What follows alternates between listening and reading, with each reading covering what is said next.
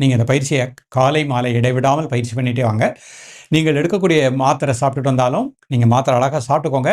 அந்த டாக்டர்கிட்டே நீங்கள் தாராளமாக இந்த மாதிரி பயிற்சிகள் பண்ணிக்கிட்டே வரேன்னு சொல்லுங்கள். உங்களுக்கு அதனுடைய வீரியம் கிராஜுவலாக குறைய ஆரம்பிச்சிடும். படிப்படியாக மாத்திரையை நிப்பாட்டிடலாம். மாத்திரை இல்லாத ஒரு வாழ்க்கையை வாழ முடியும். இதோடு சேர்ந்து உணவிலும் ஒரு ஒழுக்கத்தை ஏற்படுத்திக் கொள்ளுங்கள். மாமுனி பதஞ்சலி மகரிஷி அந்த இயமம் நியமம் ஆசனம்னு கொடுத்துருக்காரு. யோகாசனம்ங்கிறது 3வது படி.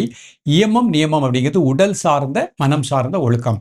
அப்போ காலை எழக்கூடிய நேரம் ஒரு 4:30லேருந்து 5, இரவு படுக்கக்கூடிய நேரம் 9:30 மணிலேருந்து 10 மணிக்குள்ளே.